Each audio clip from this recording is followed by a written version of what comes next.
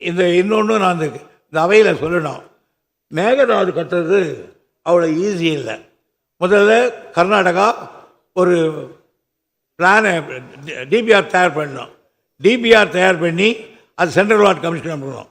Central water அதை ஒத்துக்கிட்டாங்கன்னா அதுக்கப்புறம் அதை கொண்டு வந்து சென்ட்ரல் எலக்ட்ரிக்கல் அத்தாரிட்டி கொடுறோம். அவன் எலக்ட்ரிக் அத்தாரிட்டியும் பாஸ் பண்ணான்னா அதுக்கப்புறம் மினிஸ்ட்ரி ஆஃப் என்வாயன்மெண்ட் அண்ட் ஃபாரஸ்ட்டுக்கு அனுப்பணும். அது அங்கேயும் பாஸ் ஆச்சுன்னா அதுக்கப்புறம் ரிசர்வ் அத்தாரிட்டிக்கு போகணும். ரிசர்வ் அத்தாரிட்டி ட்ரிபுனலுக்கு போகணும். இவ்வளவு பேர்கள் தாண்டி தான் முழு சம்மதத்தை பெற்று கடைசியில் தமிழ்நாட்டினுடைய முழு சம்மதத்தை பெற்றால்தான் மேகதாதை கட்ட முடியுமே தவிர எந்த கொம்பனாலும் மேகநாத்தை இப்போ கட்ட முடியாது. அது அந்த இடமாக நான் உங்களுக்கு சொல்லிக்கிறேன். பாண்டியார் பொன்னம் விழா என்னாச்சுன்னு அவர் கேட்டார்.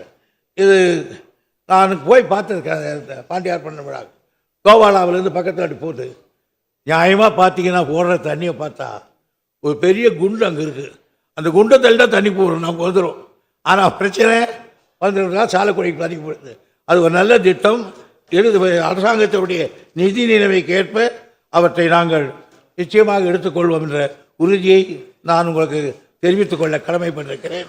ஆக சொன்ன திட்டங்களை எல்லாம் நாங்கள் செலவு செய்து கொண்டிருக்கிறோம் என்பதை நான் இதில் தெரிவித்துக் கொண்டு இன்னொன்று இங்கே இன்னொரு திட்டங்கள் சொன்னார்கள். இந்த மைண்ட்ஸ் பற்றி சொன்னாங்க. இந்த மைண்ட்ஸில் வந்து அவங்களுக்கு ஒன்று சொல்லிடுறேன். எத்தனையோ பத்திரிக்கிற விதமாக எழுதுகிறான், கனிமறி பேசுகிறான்.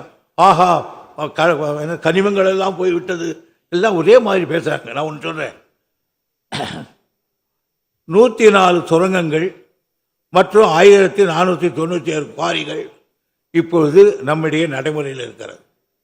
2024-25 ஆண்டில் 408.62 லட்சம் மெட்ரிக் டன் கனிமங்கள், 618.27 லட்சம் கனமீட்டர் சிறு கனிமங்கள், 18.9 லட்சம் மெட்ரிக் டன் 30 வகை கனிமங்கள், இவைகள்லாம் நாம் உற்பத்தி செய்திருக்கிறோம். புவியியல் மற்றும் குணங்களில் நமக்கு வருடத்துக்கு போன வருடம் வருவாயை சொல்கிறேன். எப்பொழுது எவ்வளவு ஒரு வருவாய் நாங்கள் உயர்த்தியிருக்கோம் என்பதை சொல்கிறேன். 2020-21 ஆண்டு வருவாய் இந்த கனிமத்திலிருந்து 983 கோடி. 2021-22 1712 கோடி. 2022-23 1679 கோடி. 2023-24 1735 கோடி. இந்த பிப்ரவரி மாதம் வரையில் இந்த ஆண்டு 1704 கோடி. இதில் வருமானம் இல்லாமல் போய்விட்டது. ஆக 4 ஆண்டுகளில் எங்களுடைய ஆட்சியில் 6432 கோடி ரூபாய் வருமானம் கிடைத்திருக்கிறது. அதே போன்று 45 கல்குறைகளை ஏலம் விட்ட வகையில் இன்றைக்கு அதில் 125 கோடி ரூபாய் இன்றைக்கு வருமானம் கிடைத்திருக்கிறது. இன்று அண்டை மாநிலங்களுக்கு போய்விட்டது என்று சொன்ன இப்போ கூட நிறைய பேசினார். நான் சொல்கிறேன், ஒன்று கோர்ட்டிலே சொல்லிட்டாங்க.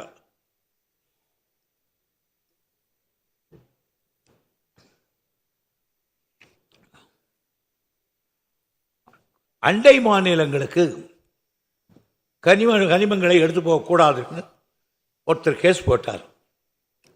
அப்போ ஹைகோர்ட்டில் சொல்லிட்டாங்க, அப்படியெல்லாம் கிடையாது.